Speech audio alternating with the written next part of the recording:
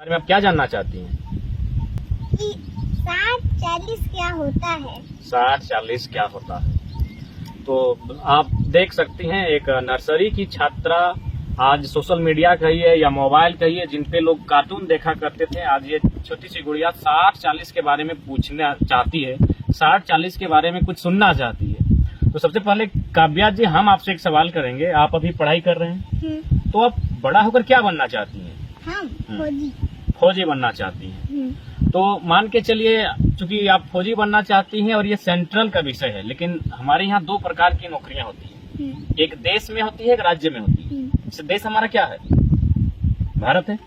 और राज्य हमारा क्या है? झारखंड। हाँ, यानी आप दो जगह नौकरी कर सकते हैं, एक देश के लिए और एक राज्य के लिए। चूंकि फौजी देश का विषय है, तो हम थोड़ा सा, अगर आपका फौजी की जगह पर अगर आप टीचर बनना चाहती हैं, यदि मान के चलिए काव्या फौजी नहीं टीचर बनना चाहती और राज्य की टीचर बनना चाहती, और उसी संबंध में है ये 60-40। जैसे कि आप टीचर बनना चाहती मान के चलिए, और आप बड़ा होती, आप 10th पास करती, 12th पास करती, BA पास करती, फिर MA पास करती, हो सके BEd पास करती, उसके बाद आप टीचर के लिए फॉर्म भरती।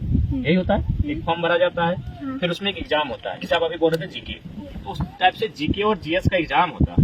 उस एग्जाम को आपको पास करना होता है, तब जाके आप टीचर बनेंगे। अब देखिए, जो 60-40 आप पूछे कि ये क्या है नाइचल, तो वही है आपका टीचर बनने का जो सपना है। आप तो चाहते हैं वो सपना पूरा हो। आप क्या चाहते हैं कि टीचर बनने का आपका जो सपना है वो पूरा हो।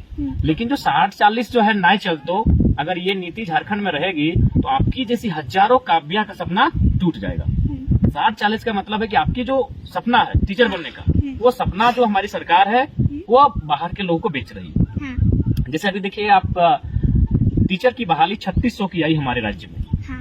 3600 समझ रहे हैं, यानी 3600। उसके लगभग लमसम टीचर यानी जो मास्टर हम लोग बोलते हैं, मैडम बोलते हैं, टीचर बोलते हैं, है ना, उसकी बहाली जो स्कूल में बच्चों को पढ़ाते हैं, उसमें से लगभग 1200 से प्लस जो टीचर बन के आए वो हमारे राज्य के नहीं है। कोई MP से, कोई UP से, कोई बिहार से। तो इससे क्या हुआ, जो झारखंड की जो काव्या है, झारखंड की हजारों काव्याओं का सपना टूटा कि नहीं टूटा? क्योंकि 1000+ टीचर कहाँ से आ गए? UP, बिहार, MP, बंगाल से आ गए, राजस्थान से आ गए। तो चूंकि झारखंड हमारा है, झारखंड की काव्या का है, तो वहाँ अगर किसी को टीचर बनना चाहिए था तो झारखंड की काव्या को बनना चाहिए था। लेकिन ये 60-40 की नीति के कारण क्या हुआ, ये आपकी जैसी हजारों काव्या का सपना जो टीचर बनना चाहती थी वो टूट गया। तो इसीलिए अब जो लोग यहाँ बन के हम उनका विरोध नहीं कर रहे हैं, वो लोग, उनका अपना राज्य है। जैसे अपना अपना जिला है, आपका सरायकेला जिला है, मेरा धनबाद जिला है, ठीक उसी प्रकार हमारा अपना अपना राज्य है। और ये देश में दो प्रकार का ही कानून है, एक देश के लिए और एक राज्य के लिए है। तो सभी का अपना अपना राज्य है, वे लोग अपना अपना राज्य में मैडम, मास्टर, टीचर बन सकती है, डॉक्टर, इंजीनियर बन सकती है। लेकिन हमारे राज्य में क्या है कि गलत नीति होने के कारण, नीति और नियम गलत होने के कारण ये 60-40 वही नीति है कि बाहर के लोग यहाँ के टीचर बन जा रहे हैं। तो यानी आप समझ गए कि 60-40 क्या है, यानी हजारों काव्या को मास्टर बनने से, टीचर बनने से, इंजीनियर बनने से जो रोक रही है वही गलत नीति है 60-40। काव्या जी, आपका दूसरा सवाल क्या है? बाहरी भाषा नहीं चलतो, इसका मतलब क्या है? बाहरी भाषा नहीं चलतो, इसका मतलब क्या है?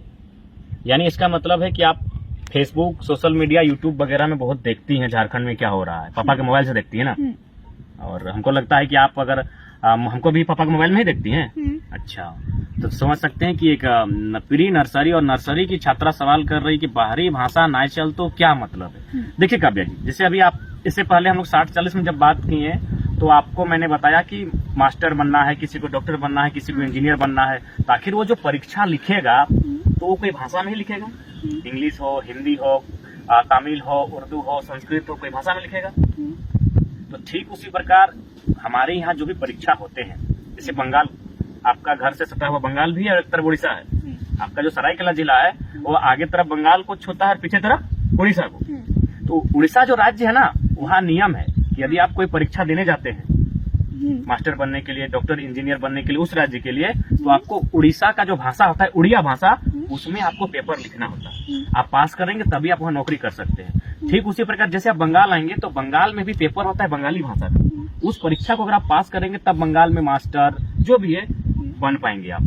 तो ठीक उसी प्रकार हमारे राज्य में भी अगर भाषा का महत्व होता तो उससे क्या होता कि हमारा भाषा परीक्षा में उससे सवाल पूछा जाता।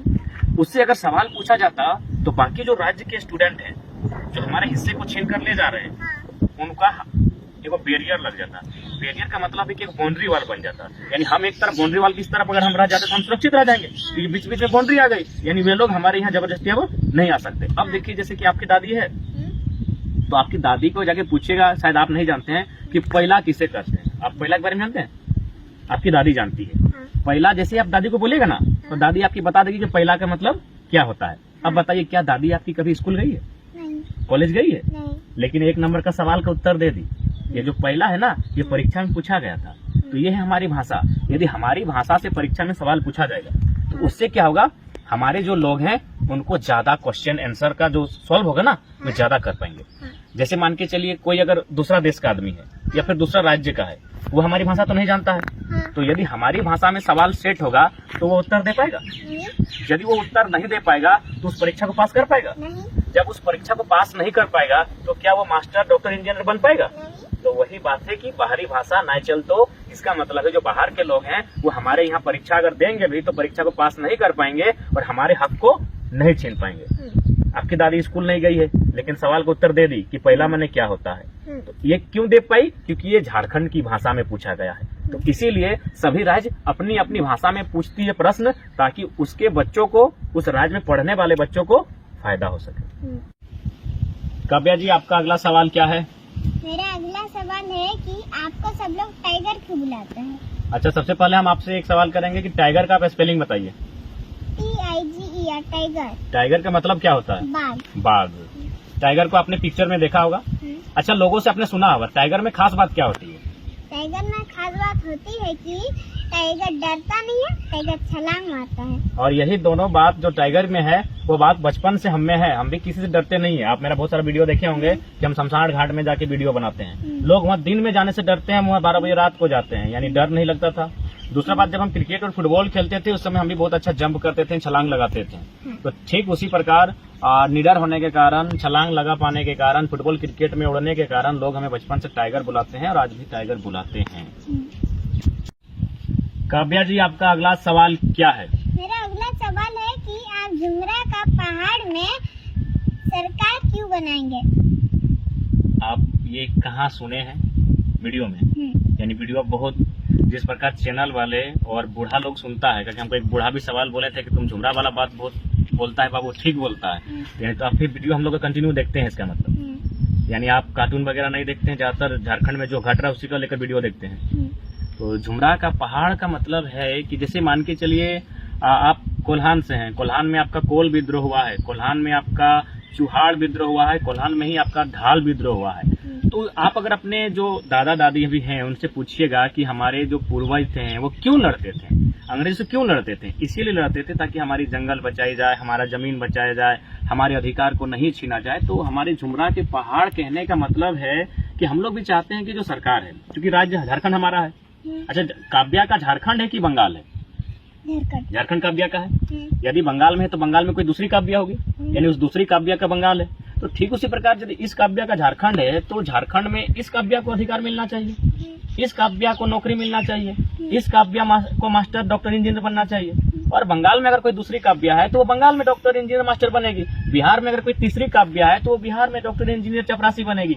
तो ठीक उसी प्रकार झारखंड में जब झारखंड की हजारों काव्याओं का अधिकार को छीन लिया जाएगा, हजारों किसानों के अधिकार को छीन लिया जाएगा, तो ऐसी परिस्थिति में क्या होगा, इस राज्य में जो पढ़ने वाले हैं वह लास्ट में एक विद्रोह करेंगे।